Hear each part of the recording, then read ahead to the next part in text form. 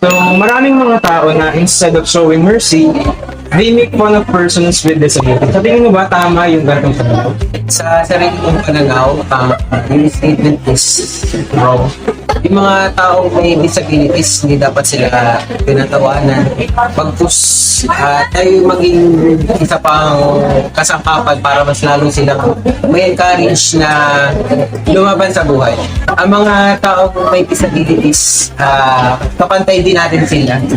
Ang pinagkaiba lang, meron silang mga kapansanan o kakulangan. Imbes na tingnan natin yung kakulangan na yun, let's look at the other side, yung kung saan sila malakas, at saka tulungan natin sila to shape up their lives. So, merong mga programs about for the PWDs sa mga para sa mga underprivileged sector ng society. Anong masasabi mo para sa akin? So yes, meron talaga tayo mga privileges for the PWDs, especially the 20% discounts. Kasama siya sa senior citizens and PWDs. So tama lang nabigyan sila ng ganitong mga privilege ng ating lipunan dahil special silang sektor sa ating lipunan. Instead of showing mercy, many people make fun of persons with disabilities. What do you think is a great bridging system para ma-stop yung ganong instances?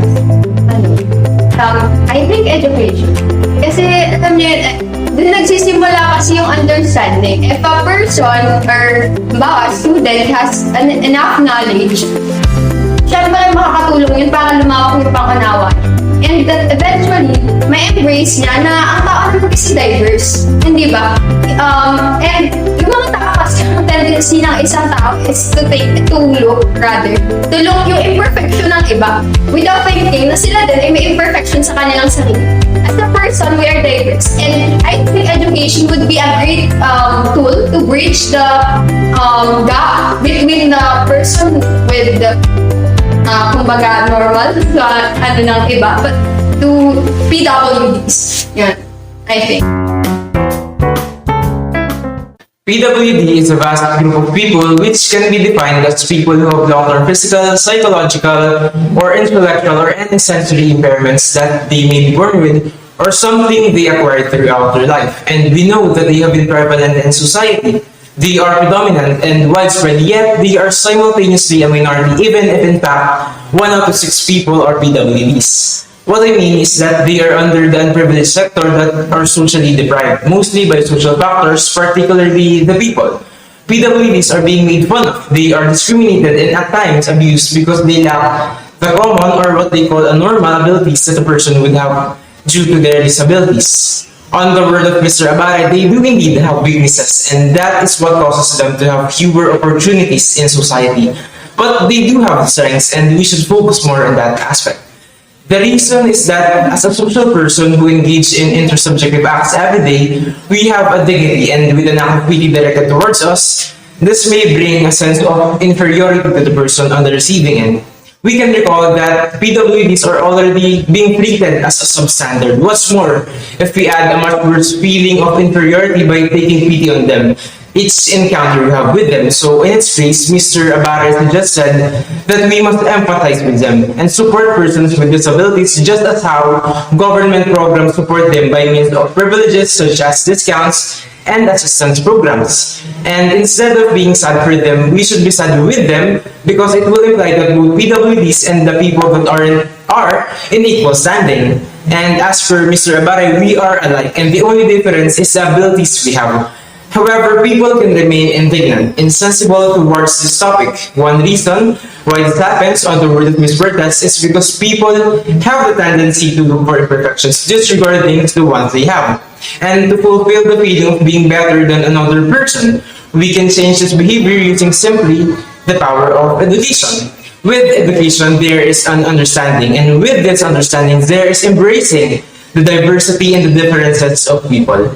In reality, the crime rates against those PWDs are 1.5 times higher than those without disabilities. So with education, we can prevent this instance from happening. We can impart knowledge to the mass and we can prevent them from having harm or having directing towards harm to them and already harm persons who are persons with disabilities.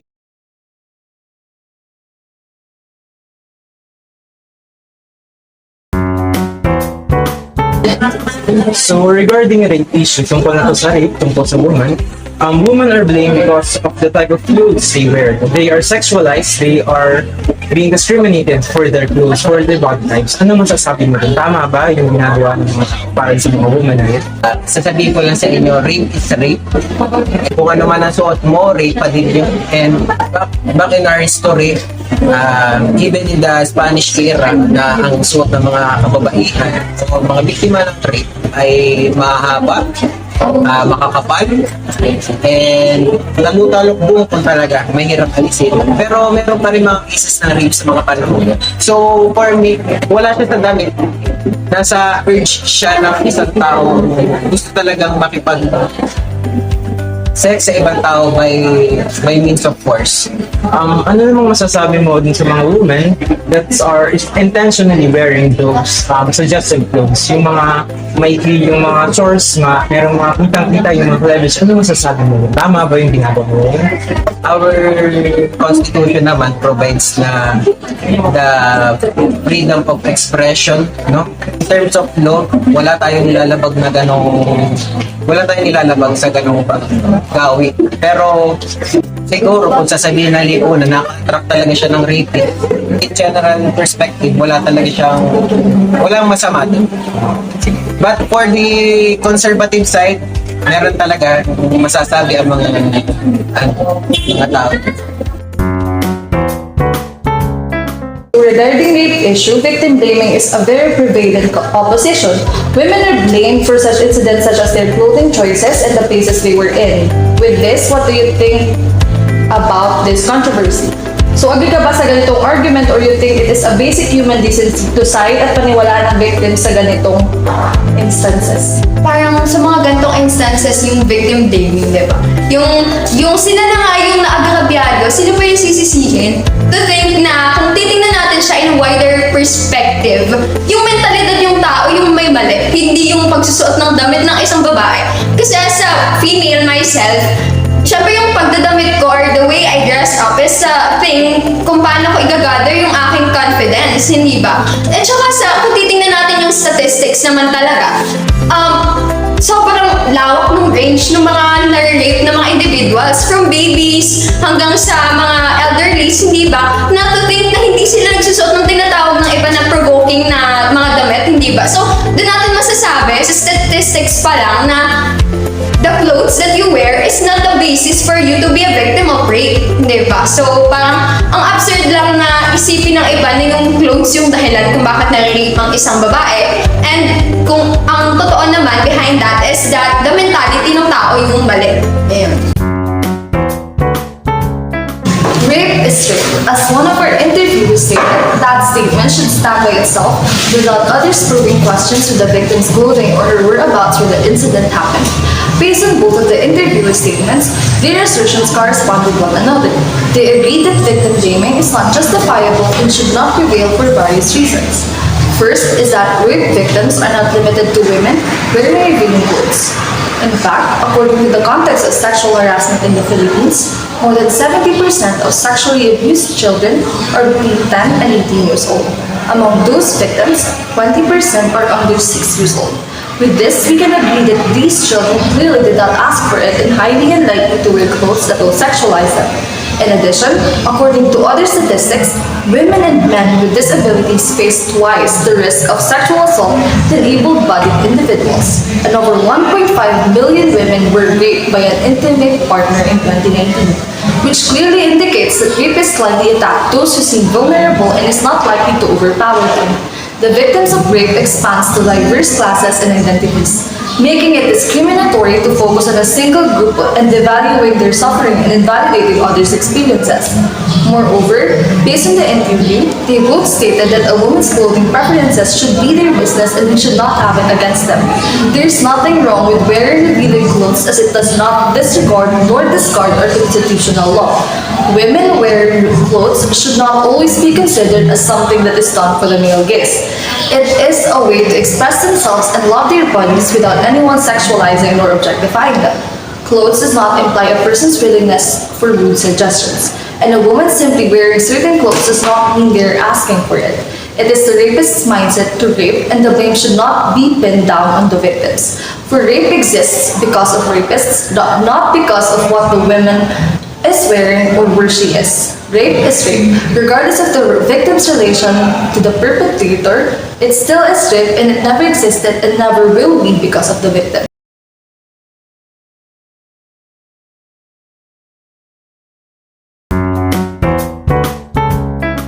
So this is naman about the topic of poverty incidents. There are a lot of people that say that Filipinos are poor because of their mentality. Dahil nga sila ay nakikiuso, dahil sila ay napamana na sa kanila yung kanilang mentality. Nakatap nila sa kanilang environment yung kanilang pag-iisip kung bakit sila naghihirap. May kasabihan silang na nabuhay ako or pinanganak ako mahirap, mamamatay din ako mahirap. So, in that sense, mali yun.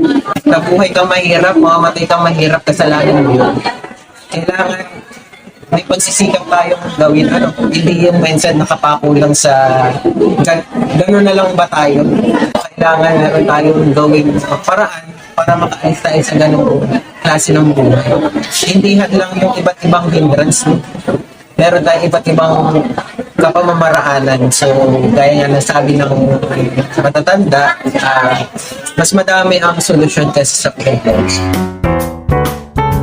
Many say that the poor people are poor because of their mentality. What do you think of that statement? Based on, depende siya sa perspective, ba? Kasi, minsan, yung ibang tao, hindi sila nakakaangat from one social, what do you call this? Social class to another. Kasi, minsan, parang walang available na tulong mula sa ibang tao. And, ang hirap mamuhay na gano'n na you are striving to be better, to have a better life, but you don't have enough resources. And yun yung parang isang factor why parang kahit na you have a mentality to go beyond your limits, kung yung resources naman sobrang kulang, yung life mo is sobrang hard talaga, hindi ba? So, gano'n for me. Though, yung mentality naman ng iba, yung halimbawa, you're poor and you think you are inferior from other, yun din yung another factor naman kung bakit parang na-justify yung gano'n. But rather, I think, depende sa situation, depende sa resources, depende sa environment. The saying, if you're born poor, you die poor, is one of the unseemly quotes or saying that Mr. Ibarra said that I can agree with. That kind of mentality limits one's own potential onto living a good life. Instead, improve oneself and make sure to have a certain goal in life in order to improve one's social status. Never letting any obstacles or hindrances affect your way of living can improve your life. As he stated, there are more solutions than to problems.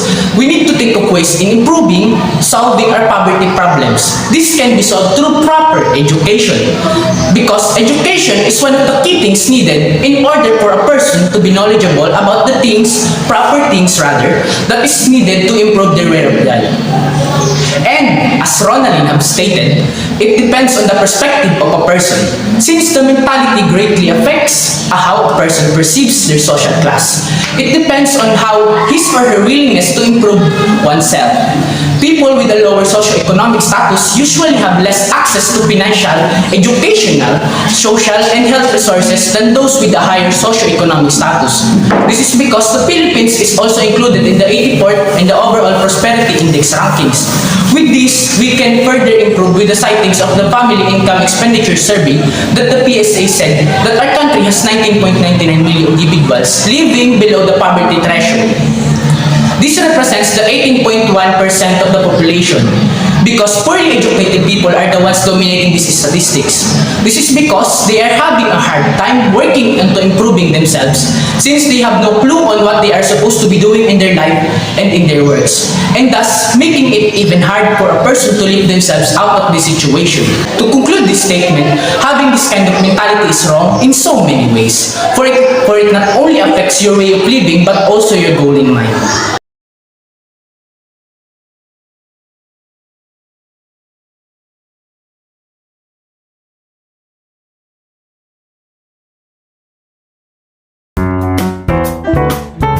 So this is topic naman about indigenous people. Indigenous people have their own culture. Meron silang sarili-sariling kultura.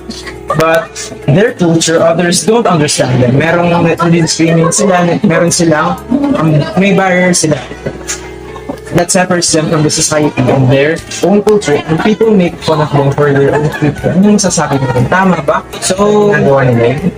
I don't understand why people make fun of them. Dapat isipin natin na yung kultura nila mas nauna kaysa sa atin, dahil mas nauna yung mga indigenous people kaysa sa kulturang kinagisnan na natin.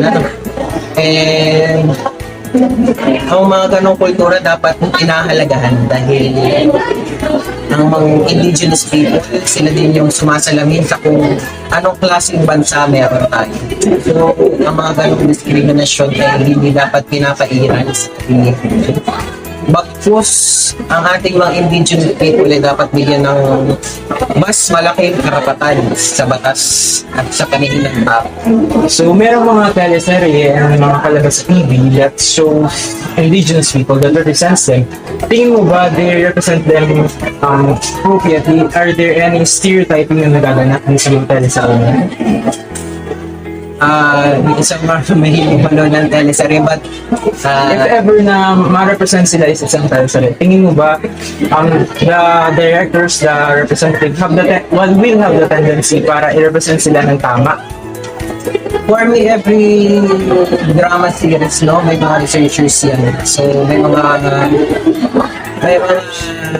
mananalisik yan kung ano dapat i-represent nila sa TV, dahil bumali ang kanilang pag-represent dun sa particular indigenous people.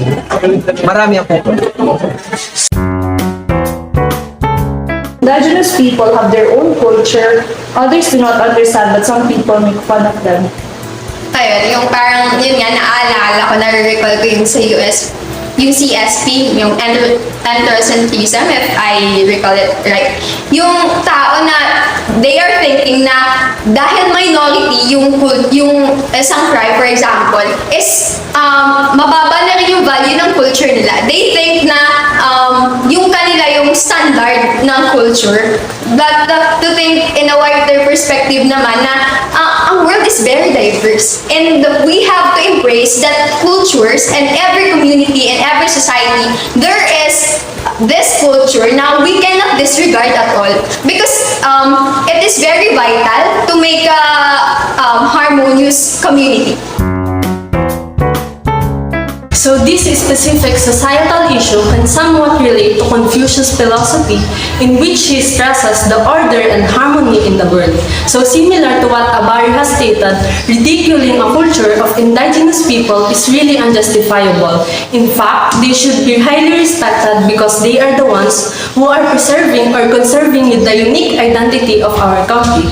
So instead of mocking them, we or everyone should acknowledge the differences and the cultural diversity in general. On the other hand, Ronaldin mentioned about the ethnocentrism. So it is a belief that one's own culture is superior to all others and is the standard by which all other cultures should be measured, which causes the superiority complex and people having the mindset of considering other cultures being weird or strange. So for instance, I saw this television advertisement about Norman King, the first ETA to graduate from the University of the Philippines, where he retells the struggles of being an ETA student in Manila. In the video, he showed how he experienced discrimination and stereotyping remarks. So for example, there was a scene where his classmates called him authentic and cool in his traditional attire, which sounded like they thought he wore it for the sake of fashion than an expression of his culture. There was also a kid who points at him saying that there's an ETA which is inappropriate because they are supposed to be treated like a normal human and at some sites to be pointed at, which both corresponds to Martin Buber's I-it relationship. So at such situation, we should be open-minded when someone is educating us and not feel offended by it, which is similar with not being afraid to correct or educate other people if you heard inappropriate remarks. Instead of enabling them to do it, you should directly confront or correct them. So to conclude, just like what Ronaldin had mentioned, we need to look in a wider perspective. We have to embrace the differences and acknowledge that every culture is vital to make a harmonious community.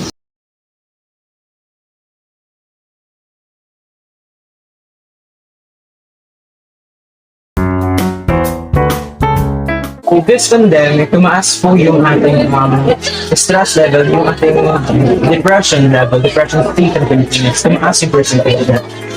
Nowadays, people think that psychological problems are just excuses for people to justify their weaknesses. Tama ba yung ginagawa nila? Psychological problem is indeed a weakness, no? Meron silang mga problema na tinatakman. Kaya dapat natin mas intindihin sila. Hindi dapat natin nilalang ang mga psychological problem. Pero tingin mo ba meron talagang mga tao na intentionally, kahit wala naman talagang silang psychological problems, ginagamit nila yung rason to make excuses for their problems? Yes, meron. Halimbawa, may malaki silang problema. Ginagawa na lang nilang defense or coping mechanism yung escape para sa psychological problems. Since nowadays, some people think that psychological problems are just excuses people just do to justify their weaknesses. So, ayun. Ang isang tao talaga may part yan na weak. And, I mean, meron silang, ang tao is imperfect in nature. Ganon. So, yung pagpapakita nun, or yung pagpapakita ng weakness ng isang tao doesn't really justify na mahina siya, di ba? Kasi nga sabi ng iba, kung pinapakita ng iba na mahina siya, yun yung, that's the thing na masasabi natin na malakas siya kasi she or he, they have this will or they have this confidence to show their true self sa iba. So, that's what I think. So, generally speaking, psychological problems arise during pandemic because of the widespread social isolation for almost a couple of years. Based from WHO or World Health Organization database, initial statements show a 26% increase in number of people who are living with anxiety and 28% increase for people who are living with depressive disorder. And nowadays, some people think that psychological problems are just excuses due to justify their weakness. The first respondent says, scientifically having this kind of problem is indeed a weakness. Psychological problem or mental illness is defined as a person's condition that changes the person's thinking, feelings, or behavior and that causes the person distress or difficulty in function. Canadian Mental Health states that people living with psychological problem are in a higher risk of having chronic physical condition, and it can be considered as a weakness, especially when people are unable to function even with a simple task, because our mind and body are interconnected. Nevertheless, as the second respondent says that people living with this kind of problem doesn't justify that they are weak because this can be seen in a lot of forms. Usually, people think when a person has a psychological problems is they are depressed. But psychological problem can be in a form of anxiety disorder, eating disorder, or even OCD, or obsessive compulsive disorder, where people have an uncontrollable thoughts of doing the things to repeat it over and over again that turn to obsession. And imagine a kid having OCD, then he will always wake up around 4 in the morning so he or she can count before going to school. A mother who can stop checking on her child every another minute.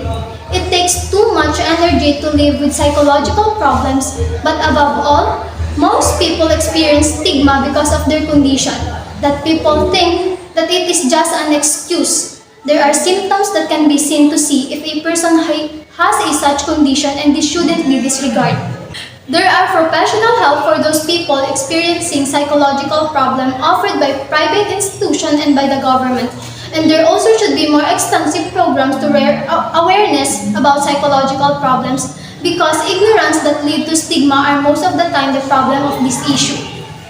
People are easily fooled by sweet smile and strong personality, but psychological problems don't care. It will be there if it's there. And a silent battle will be unending with this kind of mentality, that psychological problems are excuses to justify their weakness.